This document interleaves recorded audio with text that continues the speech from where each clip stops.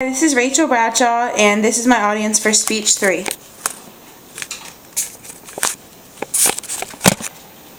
While working in a public daycare, I had a new child come into my class. His mother told me right away that he had not been vaccinated.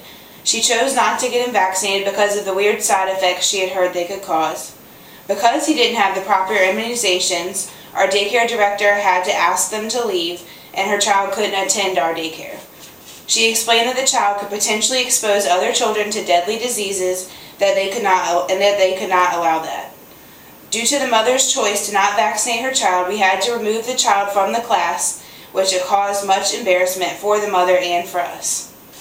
This story leads to why I'm speaking today.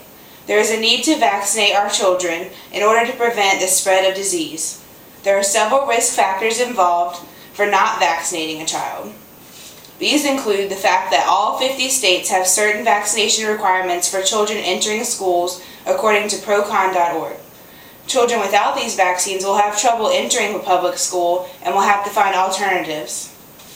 Diseases including whooping cough, rubella, and diphtheria, which kill thousands of infants annually, can be prevented and even eliminated by vaccinations, and these diseases are still being spread due to unvaccinated children. Even when a disease seems to no longer be around, it can come back. In order to prevent the spread of disease, we must vaccinate our children. Number 1. If your child is not vaccinated and is sick, you need to keep them home. This can help prevent the spread of disease.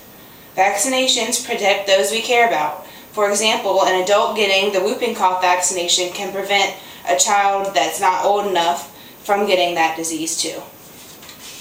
Vaccinations can save your child's life. Many diseases that once killed thousands of children a year can now be prevented through vaccinations. Vaccines are generally safe and effective. The disease-preventing benefits are much greater than the possible side effects for almost all children.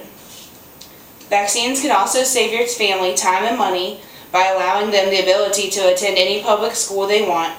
A child without standard vaccinations will have to find alternatives for school.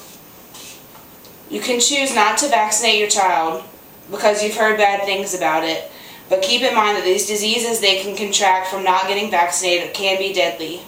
Or you can choose to get your child vaccinated early so that they are immune to these diseases and are not spreading them. Please get your child vaccinated. There is no excuse not to. Vaccines are free or covered by your insurance. Remember that only you can choose whether or not to vaccinate your child and prevent the spread of deadly diseases. Thank you.